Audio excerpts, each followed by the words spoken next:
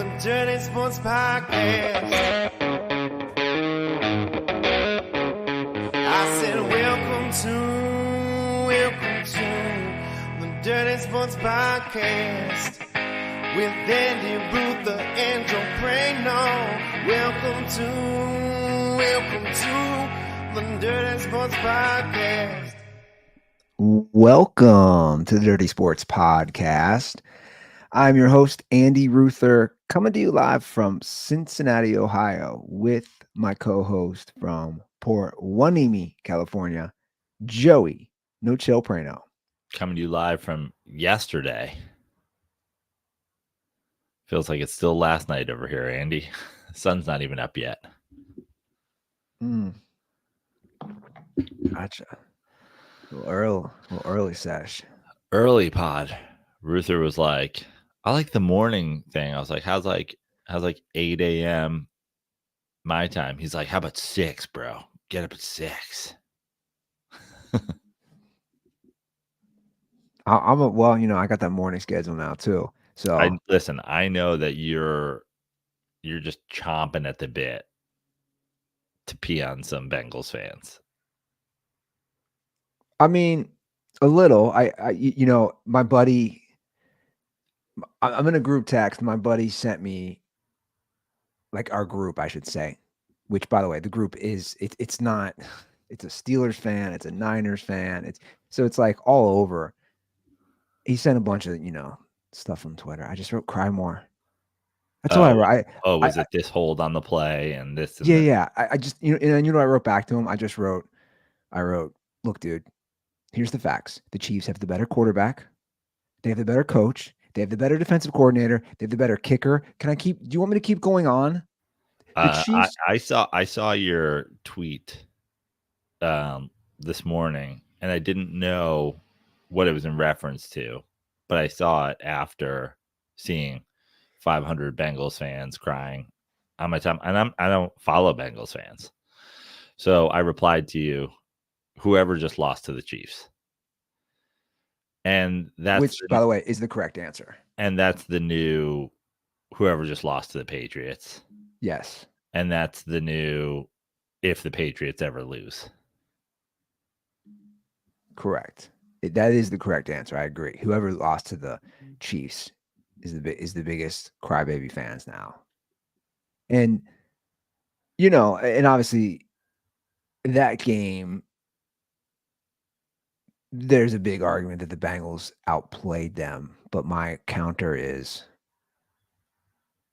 Mahomes didn't play well. He also didn't give up a scoop and score for 6.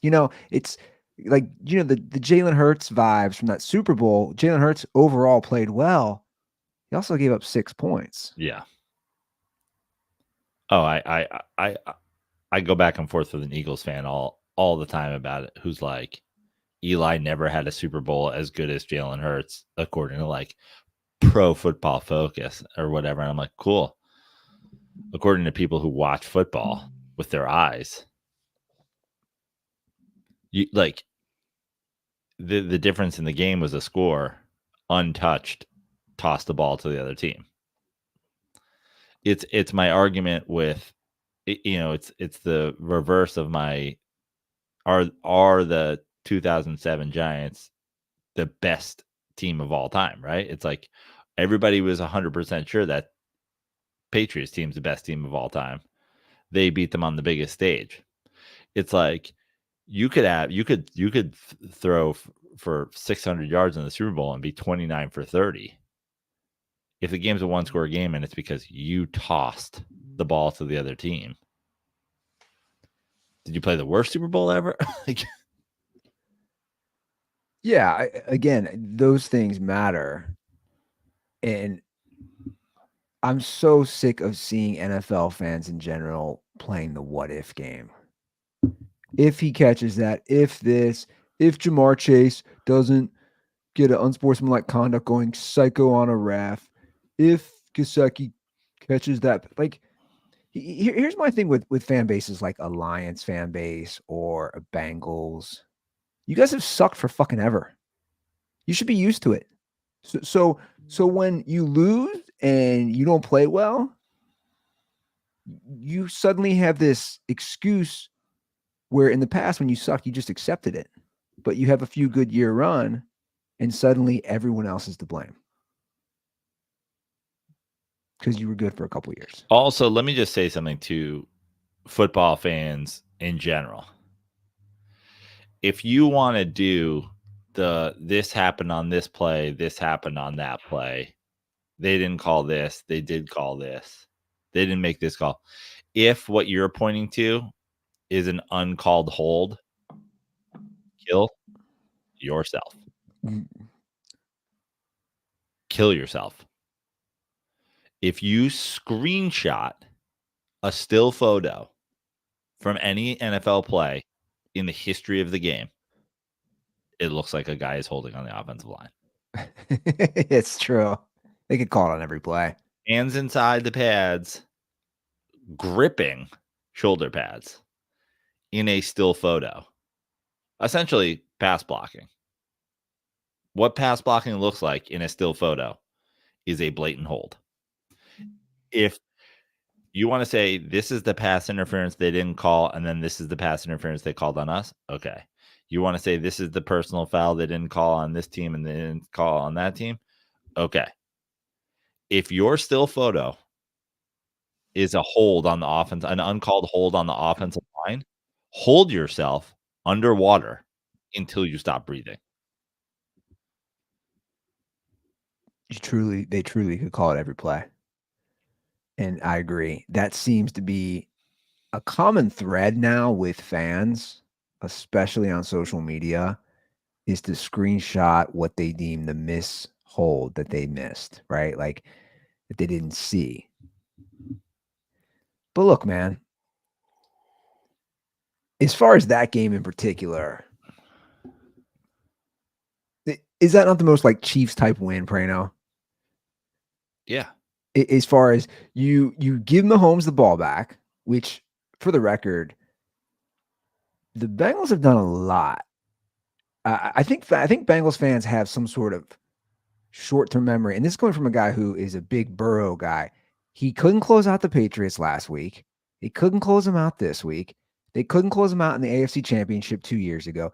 The point is the offense has had opportunities, and you and I both know when you give Mahomes that ball, and then on 4th and 16, you give him a chance to fuck around in the pocket, he's going to do something with it. And it was a pass interference. It was.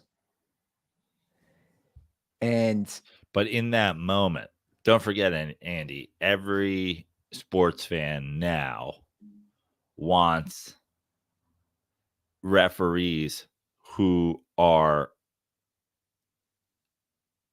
calling an NFL game as a part-time job away from being a real estate lawyer. They want them also to go, while you're doing your second job on national television, if you could set some sort of meter inside of your head that we, the fans, will determine it at home. We'll have a little clicker like we're voting for American Idol, and it'll put on the meter where this is in the importance factor. So now what I need you to do is, when the importance factor is at 0, I need you to call the game as the rules say. But as the important meter goes up, you need to do the math in your own brain to mathematically figure out the algorithm in which to determine what percentage of calls you don't make. So for example, if we're at a 77 importance meter on the game, and you multiply that by what week of the season it is, and you multiply that by whether it's a 1 o'clock, a 4 o'clock, or a primetime game, then you divide that by the number of Taylor Swifts in the audience. You will then come up with your algorithm telling you exactly what percentage of correct or incorrect calls to make on purpose. Can I add something kind of related as well? My buddy texted me about this last night, and I couldn't stop laughing. And I go, that's so true. During the Texans-Bears game, when the guy holding the yard marker goes down, The I old didn't man. get to watch that game, by the way. I was at a concert. So like a 70-year-old guy trips, falls. I mean, like nails his head. Like the game had to be stopped. They had to bring out the car, like hit his head hard. Nobody just goes, why does everybody holding the down and distance? Why do they have to be 75? Which I go, that's a great point. He goes, we can't get any 40-year-olds in there. Oh, it's the same model as Pop Warner. They're somebody's parent. You know what I mean? They're the referee's dad, and they're the coach's mom. Yeah. So when you're playing Pop Warner, it's like, yeah, the dads are doing it, and all the kids are like 8, so the dads are like 35. But now it's like Al Michaels' dad, who he's begged to like hold the thing, so it's like a 97-year-old man. And that was the thing. I've been doing this for Mike ever since he started to call games on NBC.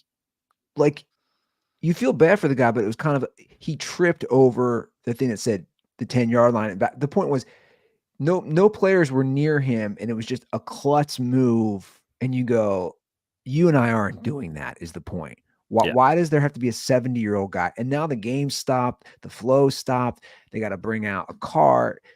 Paramedics are there. You're just going, similar / related question. Why are chains involved in NFL games? Chains. This is a pre-cut, pre-measured 10-yard chain that we move up and down the field. But the chain doesn't move. All that moves is a small plastic thing that we put on the chain that we eyeball to see where the thing is. And then tens of millions of dollars will be determined by whether or not your grandfather puts the piece of plastic on the chain in the right spot. And then if him and his buddy Daryl walk the chain out properly. Billions of dollars, by the way. Yeah. Billions. That's what's going on here with the gambling and everything else. So what's your takeaway? What's your takeaway from that Bengals game? Well, my takeaway is pretty simple for both teams. I'll start with the Chiefs. One, Chiefs are going to win that game. They're always going to win that game. They've won it fucking historically. They're going to win it again. Bengals fans will say that's because the NFL wants one team to win, even though the only way they make money every year is between parity. Again, we've gone through this with they want the most delusional, subgenre in NFL history.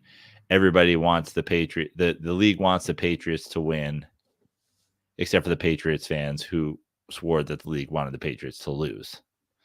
I'll literally never get over the era where the whole league was against the Patriots, except for Patriots fans who thought the NFL was out to get them. Chiefs, they're going to win that. Like, the Chiefs are going to, like, until somebody beats the Chiefs, and I don't mean in the regular season, I mean in the playoffs and whatever. Like, it's Chiefs to lose. The Chiefs are better than they were last year. The Chiefs are going to win those close games against good teams. Like, feels like the 1 or 2 Chiefs losses this year will be like the random fucking, Yeah, I know what you're saying. They'll lose to the Bears or whoever, and then that'll be like the one loss they have. Like last year when they laid an egg against the Colts. Yeah, the Raiders. So the Chiefs are going to Chiefs. And my takeaway from the Bengals is all that, we can do all the talk we want. You're 0-2. Now what? You've essentially, and I agree with you. You've essentially, and maybe you haven't, but I would say I'm a 99% sure you've already played yourself out of having zero chance of making the number 1 seed, like of getting the number 1 seed. Oh, the number 1. Why the Bengals should be concerned with making the playoffs? I agree. What percentage of the time do teams start 0-2 and make the playoffs?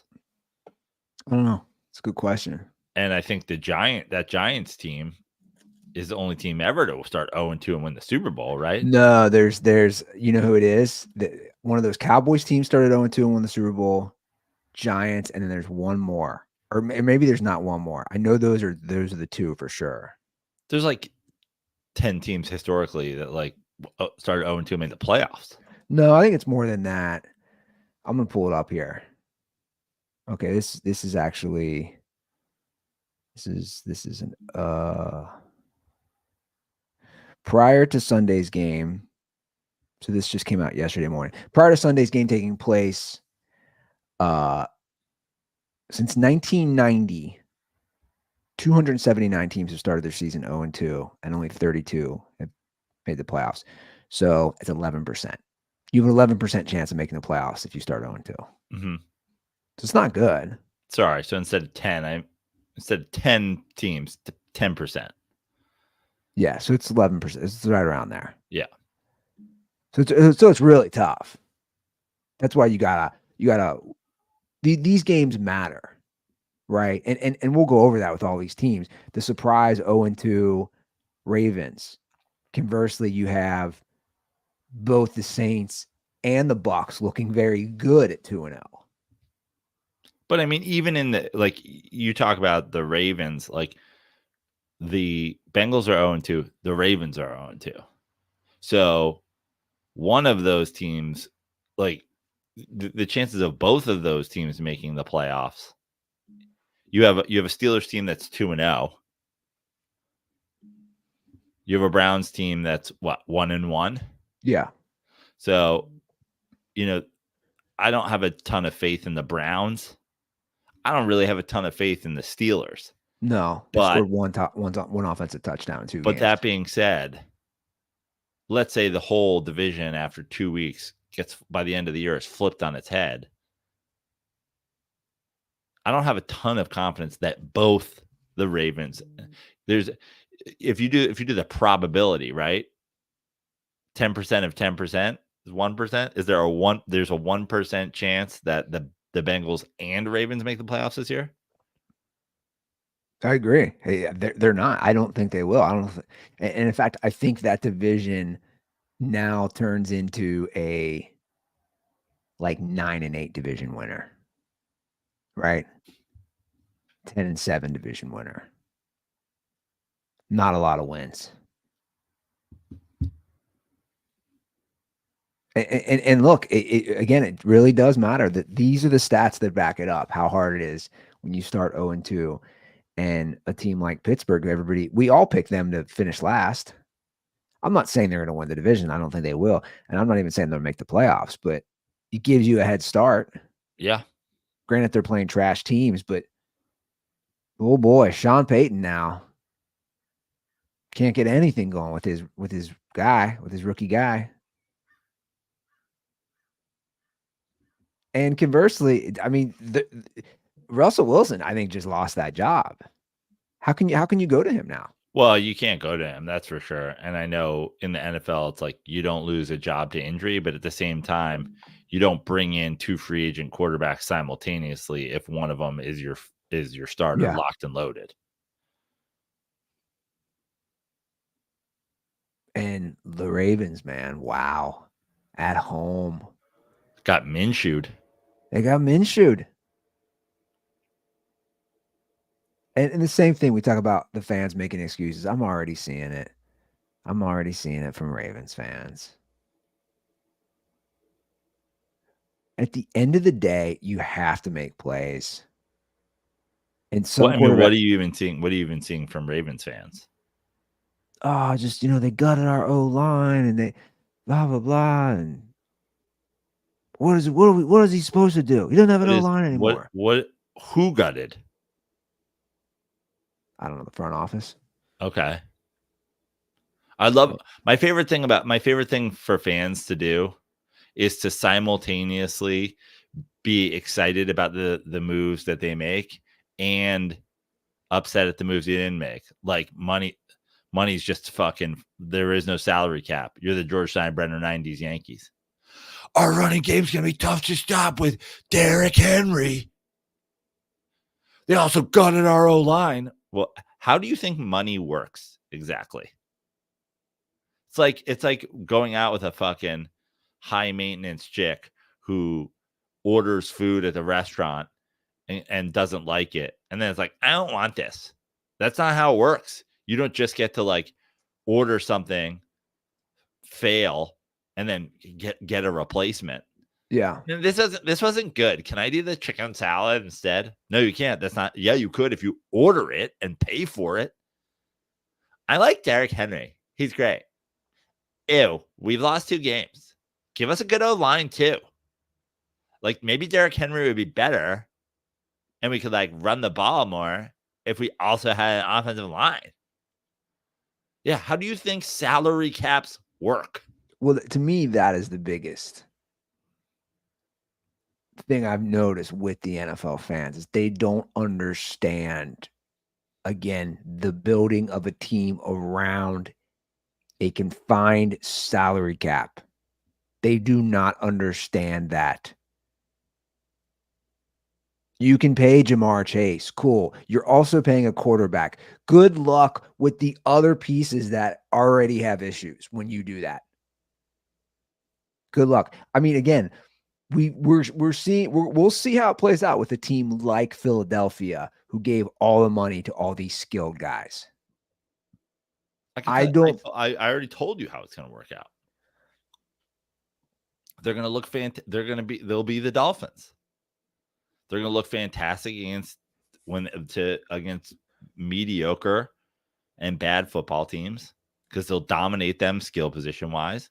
And then when push comes to shove, literally in the playoffs, when push comes to shove in the trenches, letting Hall of Fame offensive linemen walk away and not replacing them with skilled offensive linemen, instead replacing them with a running back or extending your receiver, is not going to pay off. It's hilarious. I was telling my buddy this the other day. I was talking about him.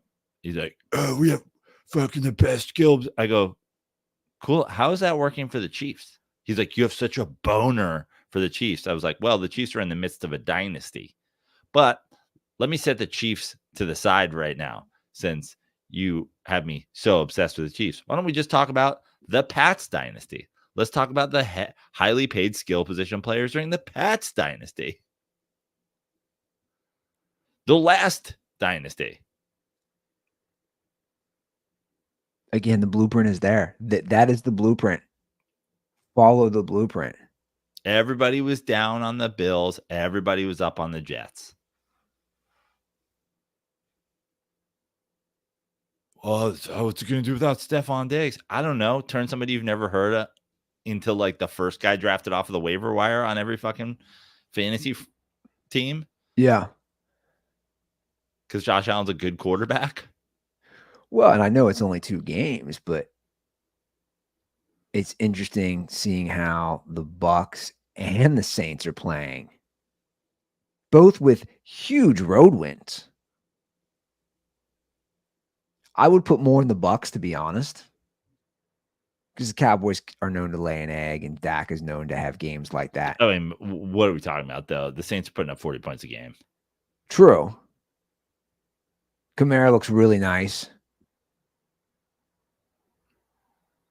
Suddenly that division got interesting, and we both dogged on it in our preseason picks. Yeah.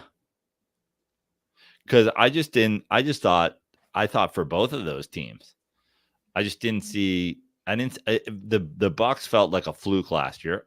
Obviously, it's early, but they don't feel like it was a fluke. They're playing a solid football. Like, it's different, wildly different situations between the Bucs and the Saints. But the Bucs are just like going like,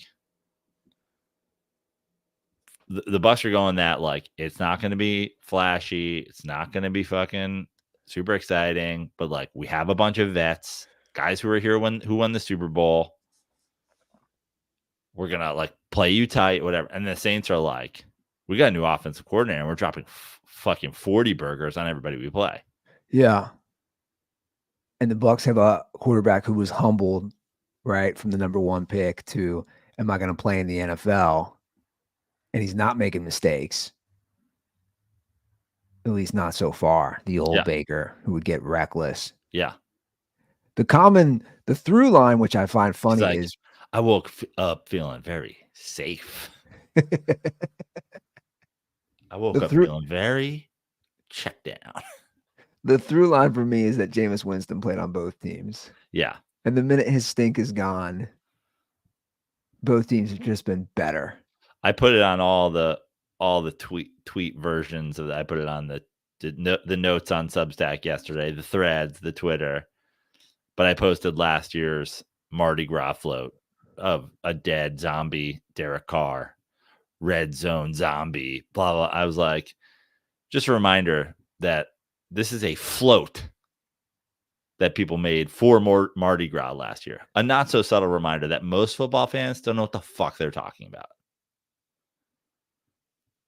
Well, again, it's 2 games, but definitely It's two games, but, and I said this last year, and I said Derek Carr was not the Saints' problem. Saints had a lot of problems last year. It wasn't Derek Carr. That was not their problem. Well, I think, you have those teams 2-0. You have an NFC that's completely up for grabs. The Niners just get manhandled again in Minnesota. Brian Flores clearly has the number on Purdy in that offense, it seems, how to play against them. That wasn't really a game, to be honest. I mean, it was a one-score game, but yeah. But my point was the Vikings controlled that game. Yeah. From the start, and the Vikings are now 2-0 in a division now with the Lions having lost, the Bears 0-2, the Packers Bears are 1-1. Or sorry, Bears 1-1, Packers without a quarterback, but got the win. Yeah, I know, it's crazy. But again, if you have a defense, you can ride maybe Sam Darnold to 9-8 if your defense plays well. And I'm not on the Vikings have a winning record despite starting 2-0, but we shall see. I don't know if I am. This feels very Josh Dobbsy. Yeah, I don't know if I am either. Remember Vikings fans last year? You go back 18 months, there's a bunch of Vikings fans shirtless wearing gold chains.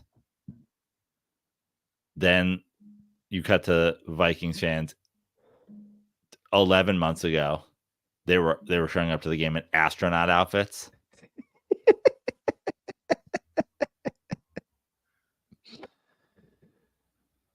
Yeah. I forgot about the astronaut thing. It's funny. But still, it's a good game. It's a great W for them. Yeah. My point is that, and listen, the Niners, who I think, have one of the great coaches in the NFL, have a ton of skill position guys as well, have good defense, etc. It's like Christian McCaffrey is now out 4 weeks minimum. Yeah. Kittle leaves the field. The NFL is the NFL will just fucking get you. You're always 1 or 2 guys away from being a completely different ball club.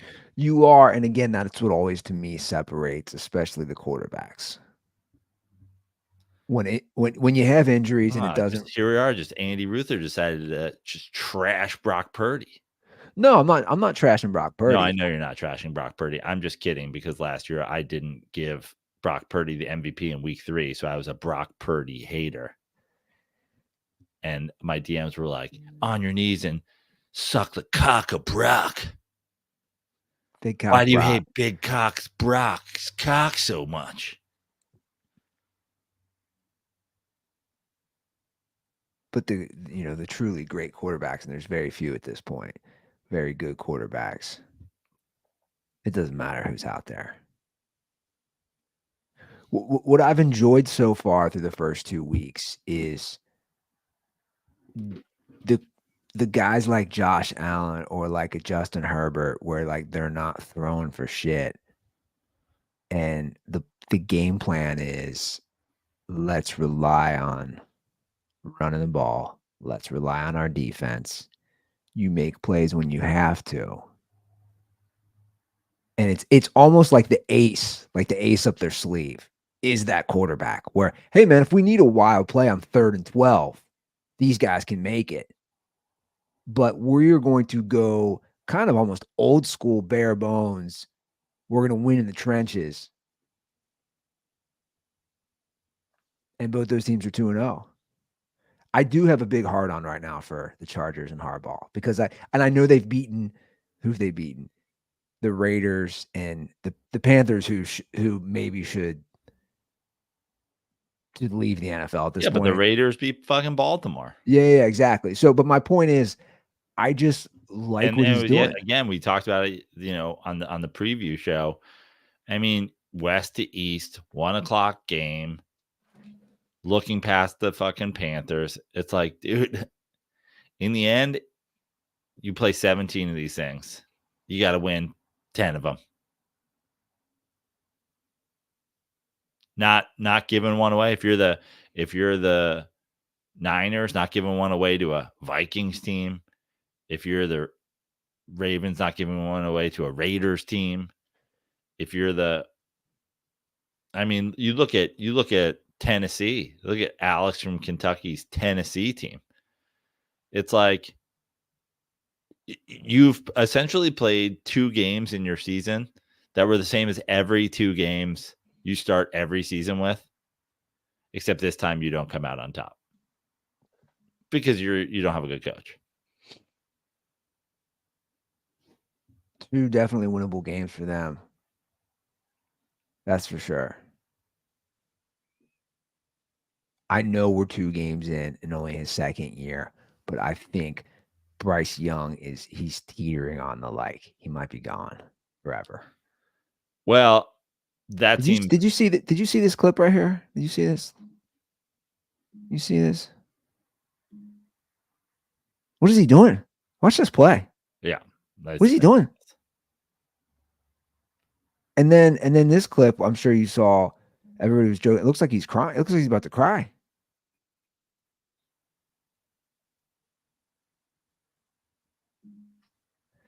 My thing is, we always talk about situational quarterbacks and how important it is and where you go and the coach and the history. All those things matter, right? Everything matters. Once you're lost, you lost. It's really tough. I'm talking lost this much this early. Who's the guy who's come back from that? I was trying to think. Mayfield. Yeah, but he wasn't that lost this early. He showed we did do a Baker Mayfield. Who's going to be in the league longer, Baker Mayfield or Jameis Winston? We did, but he had glimpses early. And when did they make the playoffs? They won a playoff game. Was that his 2nd or 3rd year? Yeah. No, I'm just saying it's like. I'm not going. I've said it before. I'm gonna say I'm not going to judge Bryce Young for playing on the Panthers. No, I'm not judging him right now. I'm saying the brink is all I'm saying. When you have a terrible year and you start off this year with 0 signs of your team improving, just getting your ass kicked the first 2 weeks, it's not going to get better for them. I don't think there's a doubt in anyone's head that Carolina's the worst team in the NFL. Yeah, but the same point is how much of that's on the quarterback, and then how much think about historically, the Bucks forever, the creamsicle Bucks were that team in the NFL. Sure, in our youth, and it was Steve Young went on to be an MVP. Vinny Testaverde went on to be a great quarterback.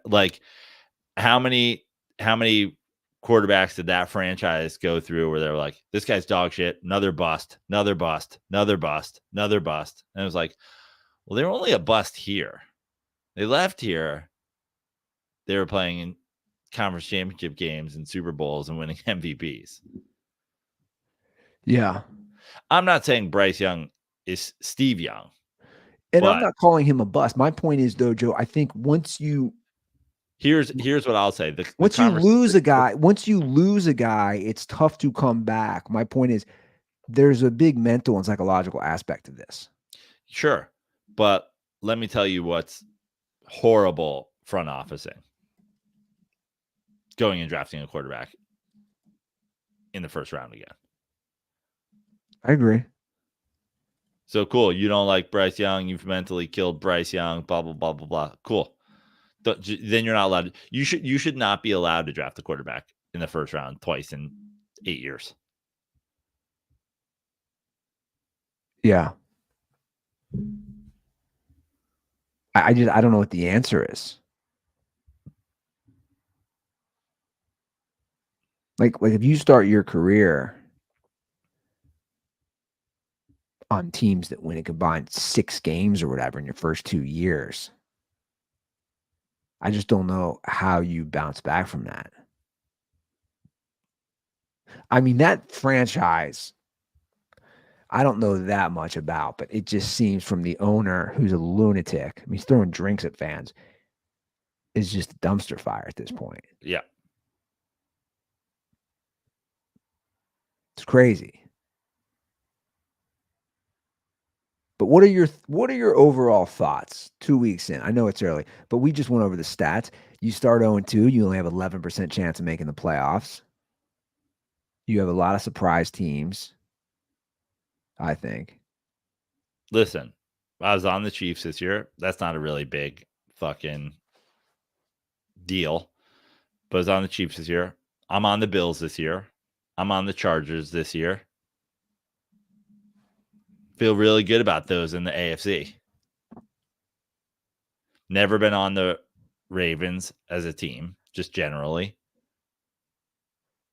Never been on, the Jets hardcore.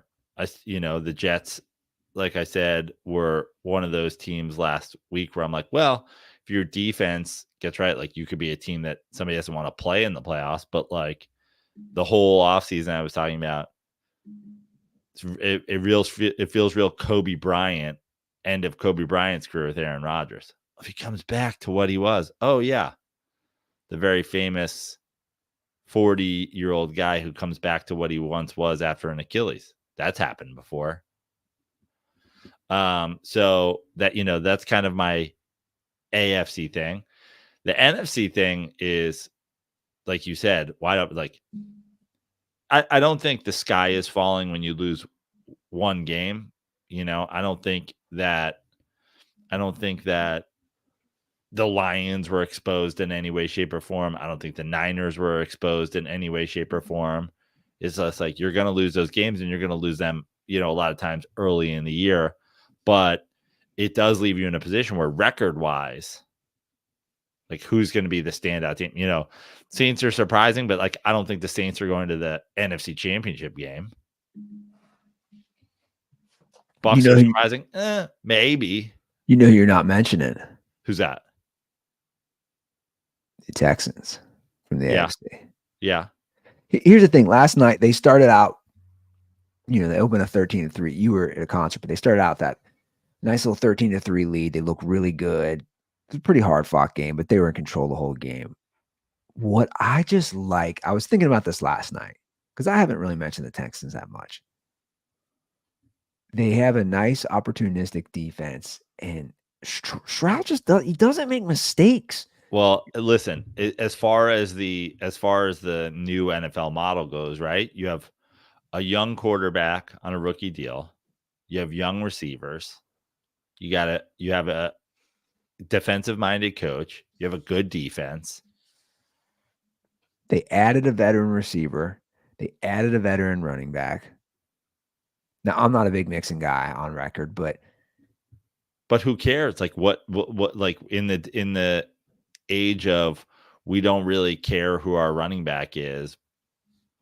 Like in essence, like who is a big Mixon guy? The Texans are like, we're gonna sign a free agent running back. Like, yeah, but my point back to CJ Stroud is when you have a guy who doesn't turn the ball over, he threw 5 picks last year.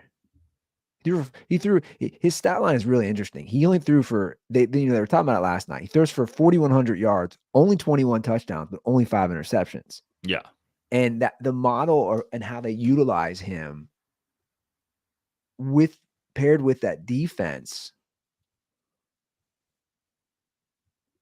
Here's the thing: if I'm them, if they could possibly compete for a 1 seed, because it seems that division is going to be pretty weak, then right? they can lose the AFC Championship game at home to the Chiefs. Well, yeah, they could lose the AFC Championship game at home to the Chiefs, which I guess is like a cool, like, hang the banner. My point is, every team in that division is 0-2, and they're 2-0. Yeah. So you have a huge jump out the gate. And look, home field matters. It matters. Can the Chiefs go on the road? Sure. But we talk about history, we talk about the Patriots model. The Patriots traditionally made the Super Bowl when they were at home. Yeah. Chiefs did it last year, but can they do it 2 years in a row? I don't know. I think the number 1 seed matters so damn much now. Especially with only the number 1 seed getting a bye. And then you got the Chargers lurking, man. I don't know what their schedule is. I'll pull it up here. Well, weren't they last in the West last? No. Denver was last in the West last year? Probably. I mean, they got, their next 3 games at Steelers, definitely winnable. Home against the Chiefs, at Broncos. So they could be 3-2. They could be 4-1. They could be 2-3. They could. But I don't think they will be. Are you happy the Giants lost? I am. Yeah. I have an announcement to make, Andy. You become a Commanders fan. I am not drinking water. I'm not drinking water. I'll still drink booze and I'll still drink coffee, but no water until the Giants draft Arch Manning. Parch for Arch. I don't believe you. Parch for Arch. No water. Only booze and coffee, ginger ale, iced tea. I don't think that's good for your insides. Well, listen, sometimes you got to put your body on the line to turn your franchise around. Parch for Arch. So I do not follow. Where year is Arch now? Is he a sophomore? He's a redshirt freshman. Yes. So he's in his 2nd year. Yeah. And he's at Texas. Yes. I mean, you followed what happened this weekend or no?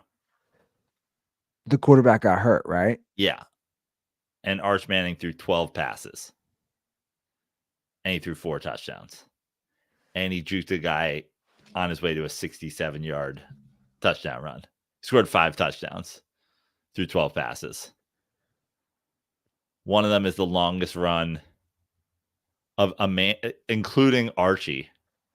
The longest run in Manning family history. The longest run by a Texas quarterback since Vince Young. Juked a guy. Speed.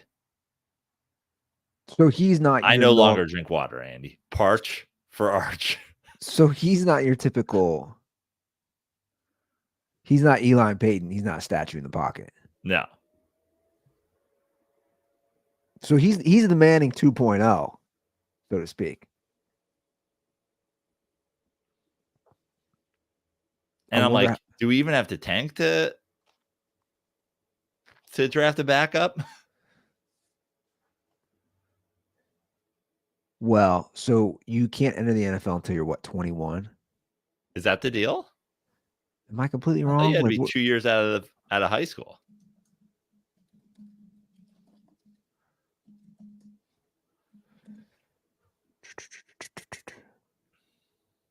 Three years out of high school. 3 years out of high school. Maurice Claret is rolling over in his grave somewhere. Yeah, you have to be 3 years out of high school. So been out of high school for at least 3 years and must have used up their college eligibility. Well, I don't really understand what that means. Before they started the next college football season.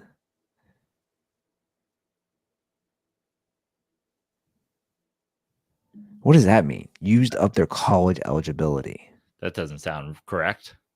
I know, but that's what it's saying because a lot of these guys leave early. Yeah. Players must have been out of high school for at least 3 years and have used their college eligibility before the start of the next college football season. Underclassmen players who have graduated before using all their college eligibility can contact the league to request approval to enter the draft early. Really? What? Players are draft eligible only in the year after the end of their college eligibility. That doesn't make sense. Well, tank this year, tank next year. Give me Belichick next year. Year 1. Year 2 is year 1 with Arch. Year 3, he moves fully into the front office. Looks like I'm not drinking water for about 28 months. You'll be dead. I mean, there's certainly water in beer. You'd be dead, though. I wonder what would happen if you just stopped drinking water for real. What it would do to your body? Or Arch. You have to regret the Daniel Jones contract at this point. Well, Daniel Jones contract. Here's the Daniel Jones contract situation. It's like, first of all, and I've been on the record, so this goes again to the dirt balls or just the fans of other teams. You asked which fans cry the most. It's the fans of whatever team the Chiefs are playing, and just like random fans whose teams I once didn't pick to win a game in a random week 11. I fucking told you. It's like I'm on the record as saying if the Giants give Daniel Jones $40 million, I will kill myself. I have hated the Daniel Jones contract from before it was signed. I pre-hated it. That being said, signing Daniel Jones to that money is especially bad if you base other financial decisions around it. It's like, listen, do everything in a vacuum, but like it was always, well, we can tag one of them. So we can tag Saquon Barkley, right? Which they did, and then they didn't. But the Daniel Jones contract, it's done after this year. Like the guarantees are over after this year. So it's done. Yeah, 20 in between this year and next year. Gotcha. It's a 4-year deal, right? So there's 2 more years after this, but like we always say, it's the guaranteed money. Yeah. So what would he see if they cut him after this year? Probably $20 million. That's like whatever his dead cap year rate is. Like if he got guaranteed half of it or whatever, or 90 million, I think of 160. I'll be honest, I didn't watch any of that game. Giants. It was actually like unbelievably Giantsy. So the Giants scored 3 touchdowns. Okay, let me just talk. The game ended on the first play of the game, literally. So in warmups, Graham Gano has an injured hamstring, and they're like, "Is he going to be able to kick? Is he not going to be able to kick?" He's wincing, right? And you're like, "Okay, do we have a backup kicker?" And they're like, "No, we don't." I'm like, so we went into the weekend knowing the kicker was hurt. So then on the kickoff of the game, the referee blew a whistle. I've never known somebody to have this much lack of awareness. The referee blew the opening whistle of the game, and as he blew the opening whistle of the game, threw a flag on the Washington Commanders. Essentially going, game has started. Also, this play doesn't count. I've thrown a flag. Everybody saw me throw that flag, right? Then the Commanders like run it back, and Graham Gano with a bad hamstring chases down the returner on a play that the whole world knows isn't going to matter, and actually hurts his hamstring and doesn't kick the rest of the game. So the Giants score 3 touchdowns and convert no extra points and also can't kick a field goal the whole game. So they score 3 touchdowns, but don't get to 20 points and lose. And the Commanders score 0 touchdowns, kick 7 field goals, and win.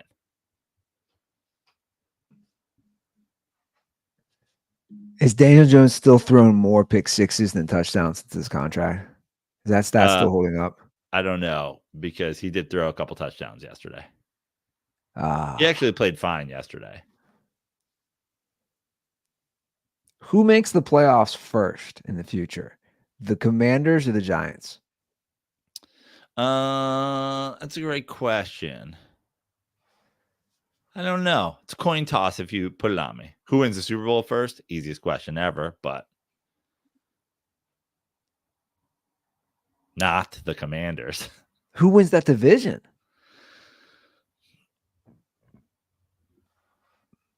I don't know. Probably the Cowboys or the Eagles. Yeah, well, obviously it's one of them. Yeah.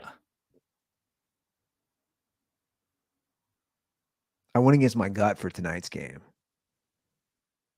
Tonight's game is, remind me again? Falcons, Eagles. And your gut said? Well, I'm in a pick 6 league. We got to pick 6 point spreads. Yeah. And I just saw that damn spread. I was like, it's too big. Even though Cousins sucks, I'm going to go against the Cousins, what I feel about him, and put the Falcons to cover. By the way, I was 4 for 4 in the early games. Rams really, really fucked me up yesterday. I mean, Jesus Christ, guys. So and now Cooper Kupp's out. Yeah. So as far as the Lions go, I know I was like, well, listen, it's, you're gonna lose to me, but like, you played a close game against a team that got boat raced by the Cardinals, and then you lost. It's a very suspicious 1-1 right now. The Cardinals are looking better this year, though, man. Yeah, it's crazy. They're looking a lot better this year. I love that Marvin Harrison couldn't get a touch in week 1, and then week 2, he had 130 yards receiving on 2 drives. Who's their coach down there in Arizona now? Fuck. God, what's his name? Oh man, I fucking forget. My brain's 6. It's 6 a.m. here, Andy. Jonathan Gannon. Yeah, Gannon.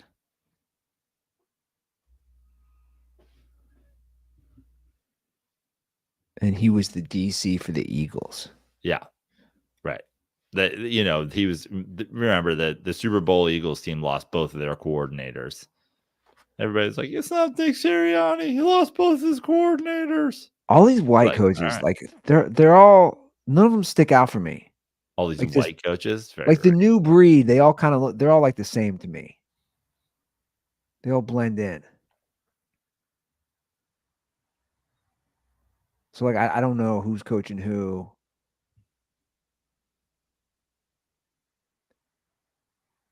You know who's called me, by the way, last week, 4 nights in a row around the same time? Yoshi. Like, what is he calling me about? He called me last week, and I was in the middle of something. I didn't see it even. I think my phone was on D&D, and then I was like, he'll call me back if it's important. Same. Well, he called you back. He called you 4 times. So apparently he is calling you because it's important.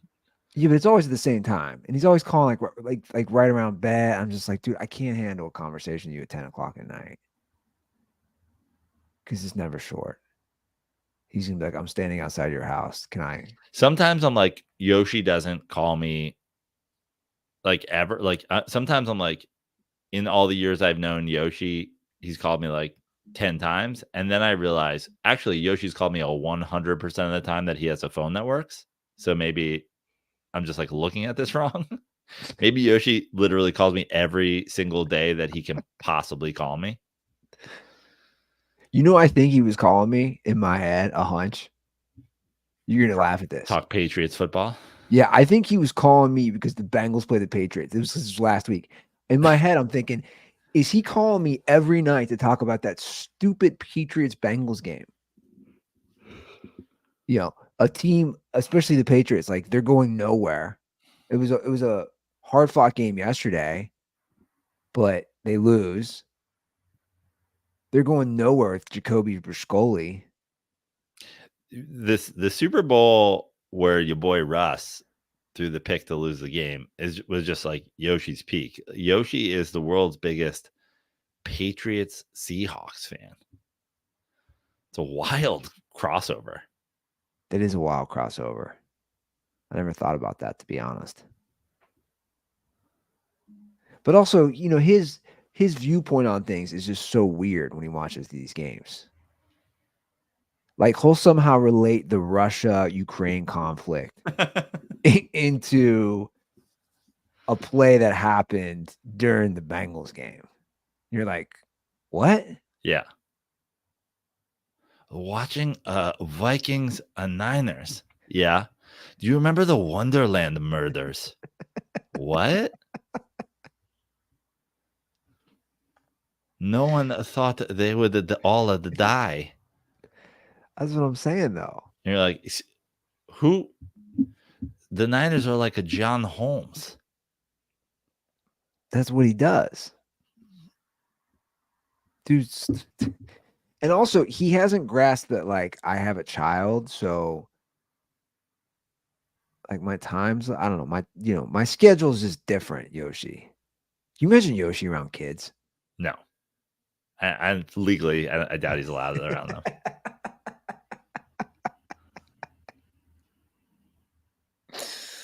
Yoshi's committed a pre-crime. They're like, you haven't technically done anything wrong, but your whole resume says you're a person of interest. Yeah. I mean, I'm gonna reach out to him this week. Yeah, okay. And I'm gonna see.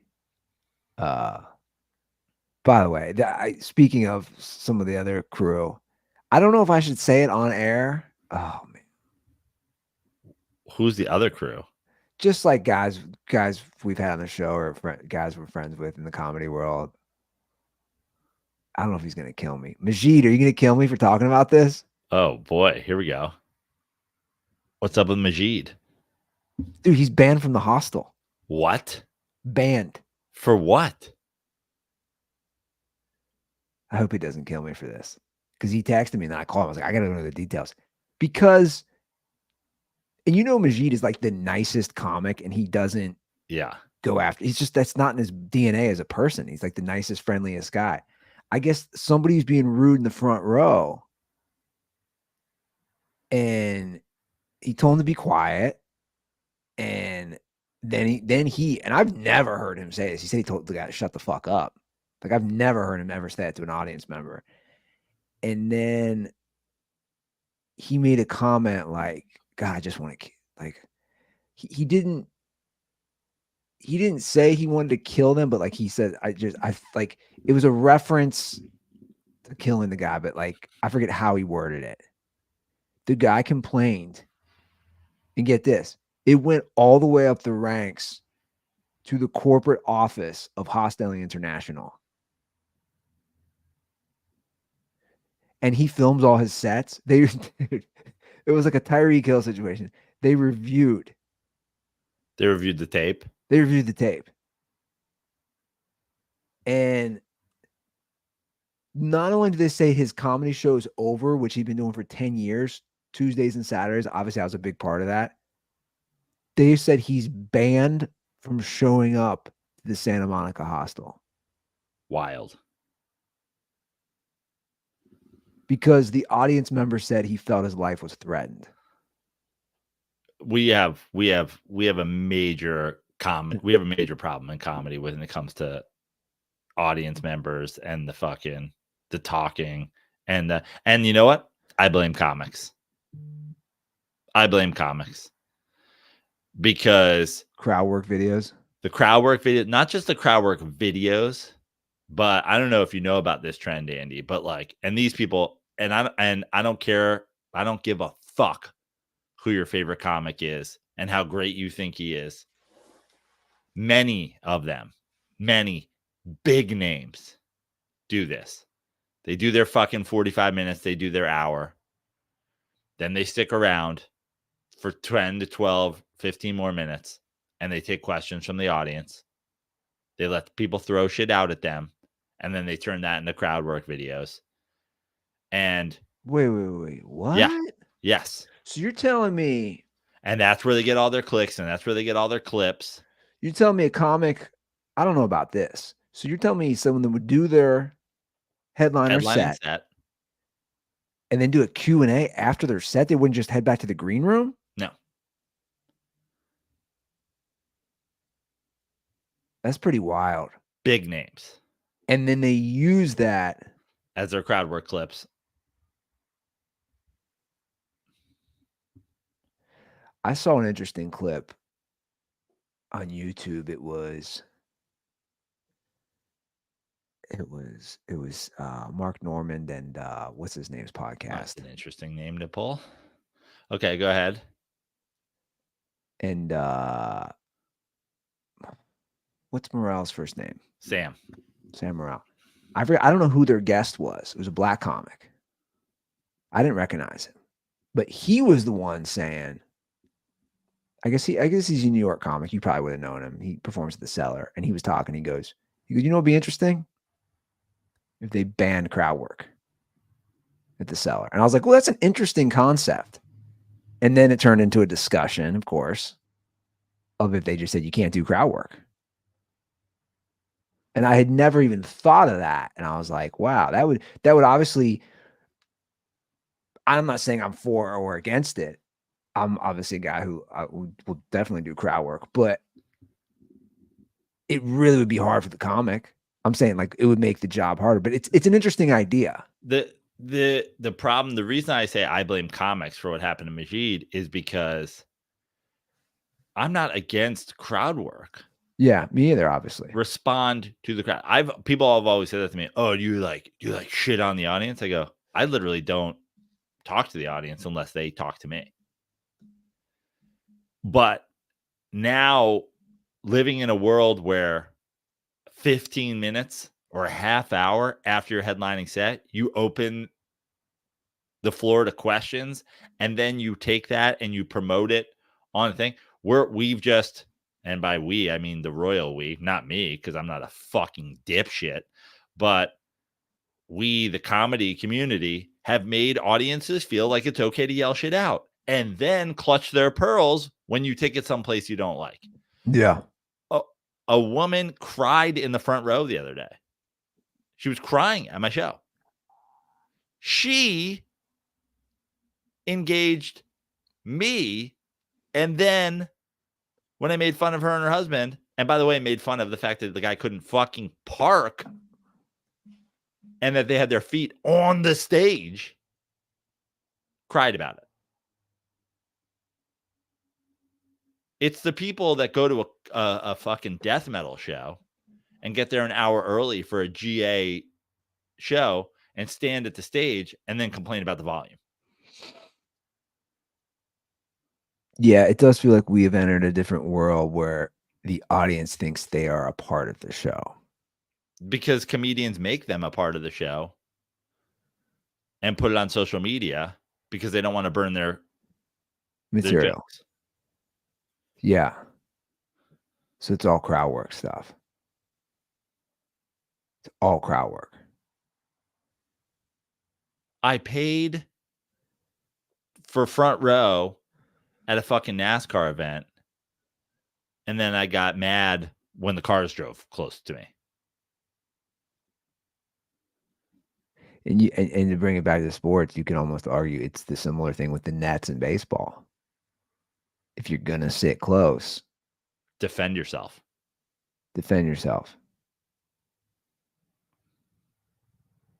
Yeah, I mean, hell, I was watching. I know this sounds funny, but it's true. I was at my nephew's 7-year-old soccer game the other day, and the family was like right up on the field, like sitting like right up on the field. The ball came flying over, and there's some teenage girl on her phone, and it just drills her. And everybody's like, oh my God. And I was thinking, like, dude, you're like a foot off the field. I know they're 7-year-olds. The ball can come. Don't be on your phone. I mean, this goes back to pre-nets. I drove down I've talked about it before. I drove down for a game in San Diego by myself because I wanted to see like, I think it was Noah Syndergaard's one of his first starts or whatever. And so I'm sitting, really close, and the family in front of me, it's like a young dad, his young wife, and their 1-year-old, and they're hoisting her up like the fucking Lion King, taking pictures 5 rows back. And I said to them, I go, guys, we just need to swap. And they're like, what? I was like, you're going to get this baby killed. Yeah. You're literally hoisting it up 14 feet from the field. I go, just sit behind me. I will defend your daughter while you guys play on your phone and take Instagram pictures while you hoist your daughter and a hot dog up and do like baby's first ball game, baby's first cranial contusion, baby's first traumatic brain injury. Sit behind me. And they're like, oh, okay. Are we bothering you? I was like, not really. It's not really about you bothering me. It's about your child's death. Sit behind me.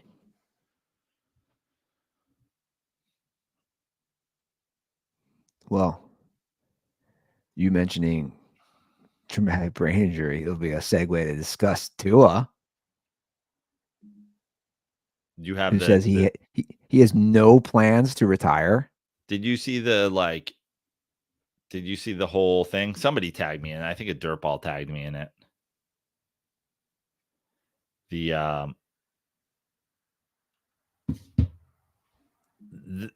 Basically, if he retires voluntarily, he gets no money.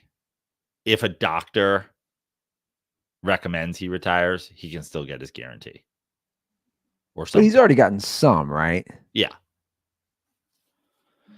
Does he get the 90 million if he retires? I was under the impression he would get that. Maybe I'm wrong. I don't know. Put Dr. Tua retire.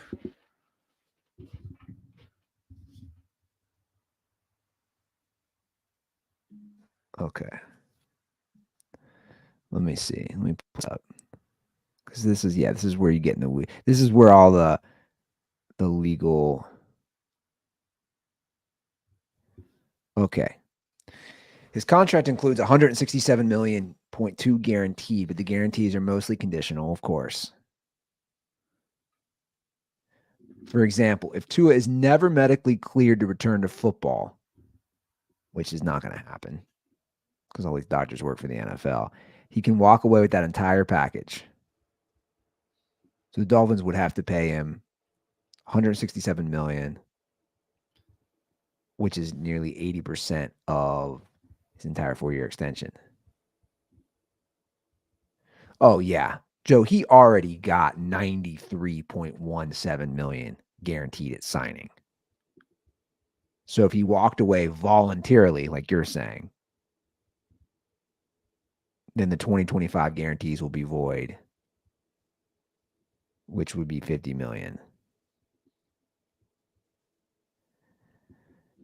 His 42 million signing bonus is at risk. When you retire, the remaining proration of the bonus, or about 33.6 million, can be recouped. So it looks like they could recoup some of that. Tua's contract gave Dolphins the right to purchase up to 49.3 million in insurance, reads the headline. So this is very specific. Paragraph 42 of the Tua contract, a copy of which Pro Football Talk has obtained, authorizes the Dolphins to purchase one or more insurance policies that would pay the team up to 49.3 million in the event of a football-related injury that prevents him from playing. So the team could also get money, but that's not from him. That'd be from an insurance company. Right. So it sounds like...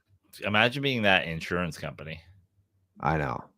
Imagine being the Dolphins. Just be like, hey, we want to get insurance on our quarterback. Okay, tell me about him. Don't Google image search him.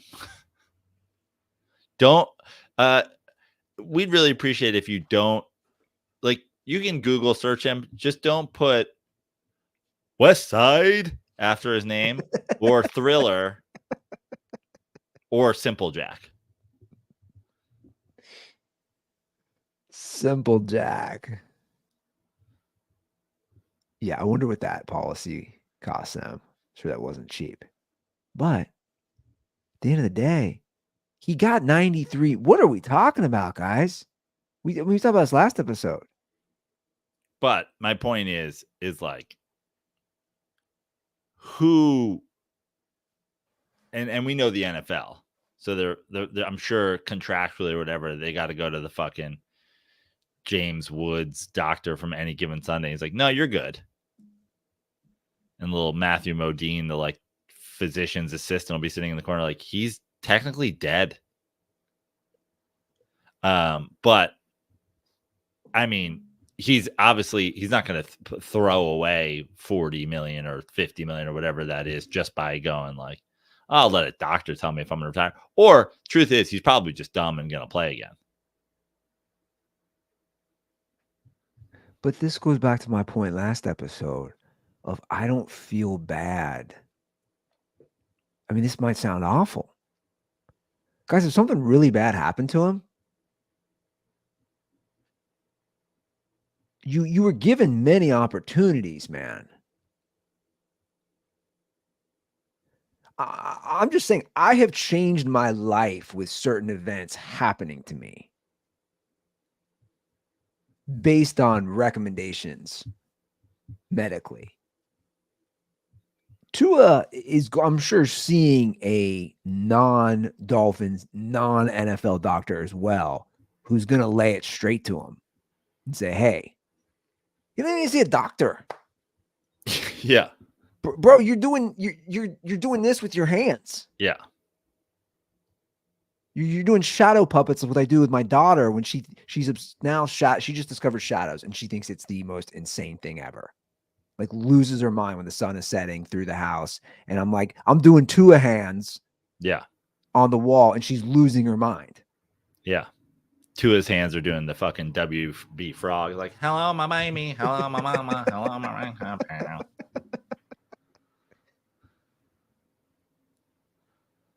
We're talking 90 plus million, man. Like you don't gotta work ever again. And you know what is an interesting discussion is the coach then. It puts McDaniel in a spot of, did you just tell him Tua? What are you doing? I mean, you could make an argument that McDaniel right now, his career, it's not an argument, it is. His career is connected to Tua. Yeah. But also look at Tua's numbers with the receivers, look at Tua's numbers with McDaniel, look at Tua's numbers before, like, you know, this is where you get into like, I know we have some Tua defender fans of this pot, but like, this is where you get into, quarterbacks who are out there and just like plug and play in that system.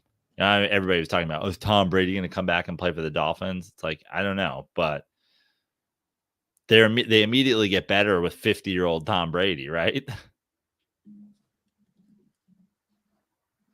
You think? Yeah. Well, over Skylar Thompson or the ghost of Tua.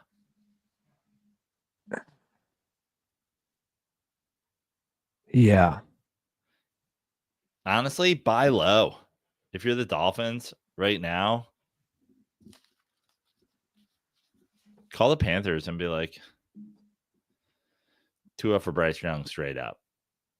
And they're going to be like, he's dead. And you're going to be like, your guy's going to be dead soon too.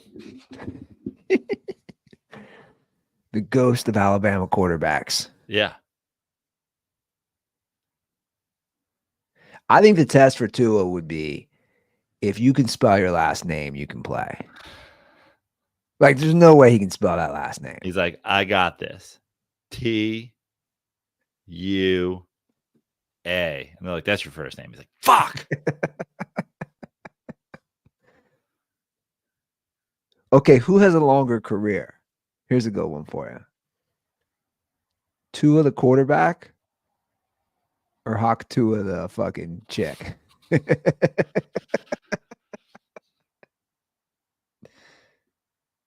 I'm going Hawk Tua. 100%. I'm going Hawk Yeah, Tuah. yeah. I Like, mean, Catch Me Outside Girl is still a thing. That was like fucking 12 years ago. I mean, she got a podcast now. Yeah. Apparently, one of the Paul brothers threw all this money at her Okay. for her own pod for like, so she's got money behind her now. I'll say in 5 years, I think her name's Haley Welch. In 5 years, she is still a thing, somewhat of a thing, and in 5 years, he's not playing in the NFL. Yeah. Weirdly, in 5 years, Tua will become Hawk Tua, where he'll just be roaming the streets of Nashville drooling. They're like, are you spitting on that thing? He's like, oh, sorry. Now it's just falling out of my face. I mean, she's 2.6 million Instagram followers. I mean, dude, her Wikipedia page is amazing. Dude, it's so funny.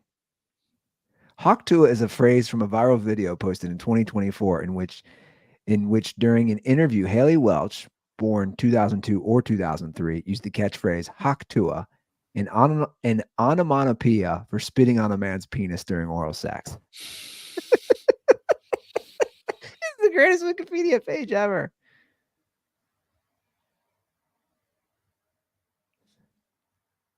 It talks about her match. Yeah. Talks about her Mets pitch. She launched a podcast, Talk Tuah, under the Better Media Company, co-founded by Jake Paul.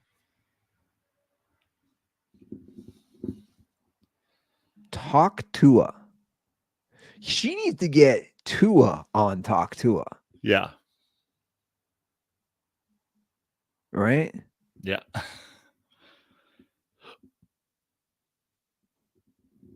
That's amazing. See, this is why the American dream is still alive. Like she took, I mean, serious. This is like my stance on it. I was saying this on my pod. Like she took a video and is just squeezing out. We should do a Hawk Tua parody with Tua where they're like, what do you do in the bedroom that make the girls go crazy? And he's like,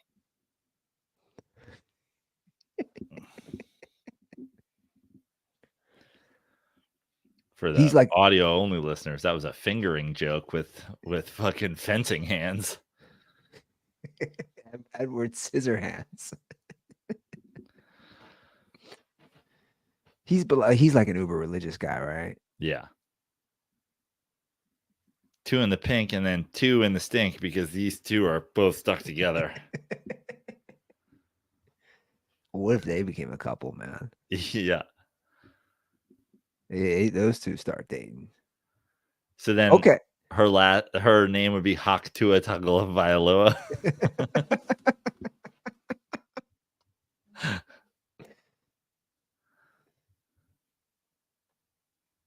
I like it. What's that line at for the Dolphins? What was the bet? Oh, it was basically even money that they missed the playoffs. It's and I went heavy. It's the easiest money I've ever made now. So I don't know how they do it, but The Athletic does playoff prediction models. I don't know. Okay. The projections are based on 100,000 simulations. Again, these things, I take it with a grain of salt, but it's kind of interesting. So based on that, they still have. Well, in some of the simulations, I mean, they're going 100,000. So it's like that. It's essentially 100,000 realities. How many of those realities does he not die in? So that's something you got to consider. True. Like in some of them, 9/11 never happened. So it's like, yeah, that's true. And in some of those simulations, the Packers are Super Bowl champs this year because Aaron Rodgers never left, and then he never tore his thing running out to do a 9/11 flag toss. So in these simulations, though, again, I take that for whatever. They have a 55% chance of making the playoffs. According to the simulations, they would finish 9-8 with only an 18% chance of winning the division.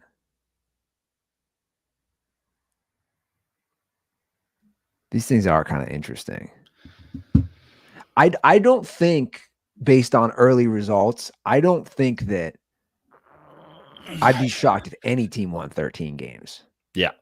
I think those days are over. I'll pick the Chiefs to win 13 games. You think the Chiefs will win 13 games? Yeah. 13 and exactly 13. So you think the Chiefs go 13-4? Yeah. I don't know, man. I just feel like those days are over. I think everybody's losing 5 games. I just think the league is so damn competitive now. For the better.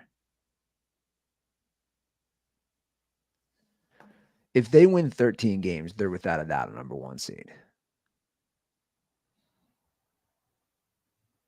They're gonna have the best. They'd have the best. Where's the Super Bowl this year? New Orleans. That's right. Ooh, what do we get? A little Saints Super Bowl. Can you imagine? How insane would New Orleans be if the Saints were in the Super Bowl? So insane. Bro. I mean, we went to a Giants Saints game and I was like, what is happening here? And neither team were in contention for anything. I was telling somebody that the other day. We were talking about how bad the NFL fans are and how somebody was like, I don't think my kids anymore. It's everyone's drunk and they're fighting. I said, you go to a Saints game, man. Remember a fourth quarter of a blowout? The fucking during a timeout, all the black ladies like black security guard ladies just dancing in the fucking streets in the hallway. I said, everybody's happy. It's a party. Fans are twerking with opposing teams' fans. I mean, that was a scene down there. And then you cut to a Raiders Chargers games. Guys are fighting over 2 shitty teams.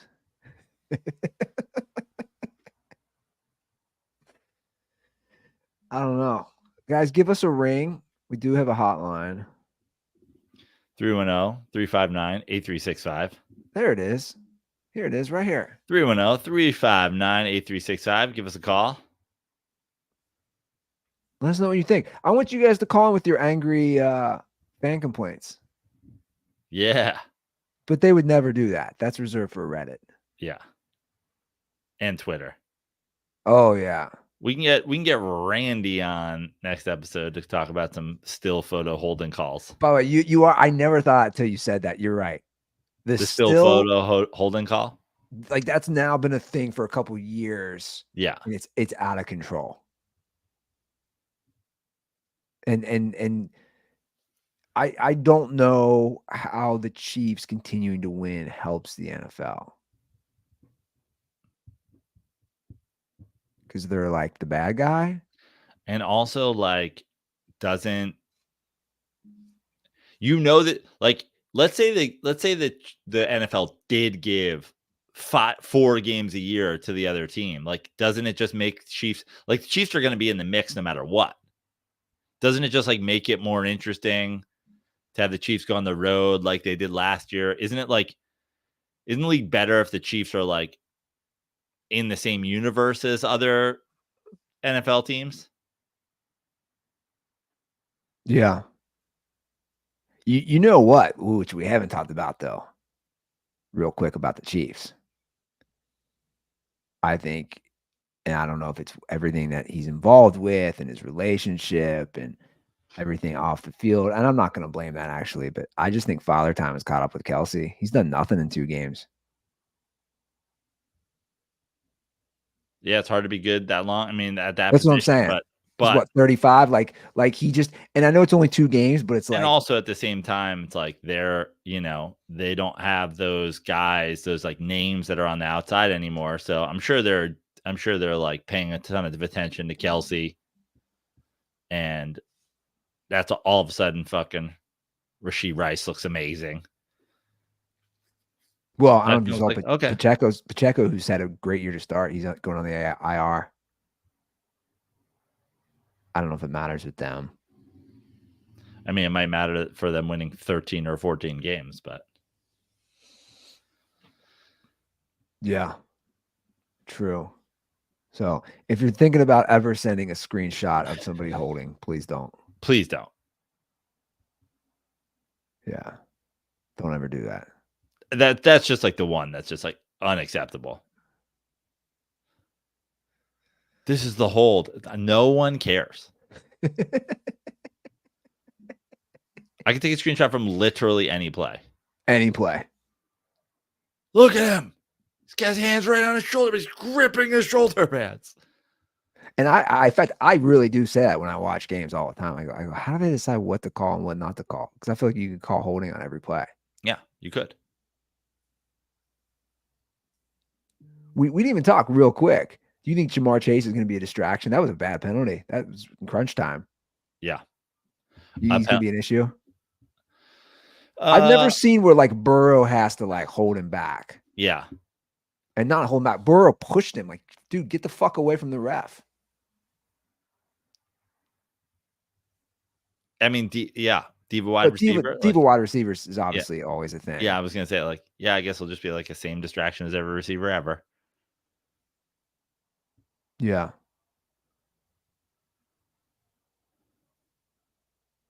That's Justin Jefferson touchdown, by the way. Noise. That was pretty badass. Almost as badass as the 67-yard run by Arch Manning. Parch for Arch. No water, Giants fans. No water until we draft Arch in 2 years. I think it's going to be a rough go for you, man, for a while. Till you get a quarterback. Yeah. I mean, again, the quarterback played fine yesterday. Like, that is what it is, but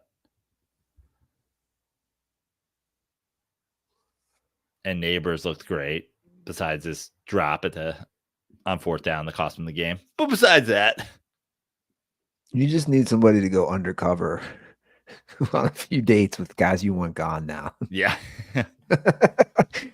That's the move. Just meet some chick on Bumble, send them out. How about just have a backup kicker on the roster when your kicker's already hurt? Just throwing it out there. Yeah, it's an idea. Give him Jalen Hyatt's spot on the roster since you refused to play the fucking receiver you drafted last year. Give him his spot. If you know you're not going to play him, give him his spot on the roster.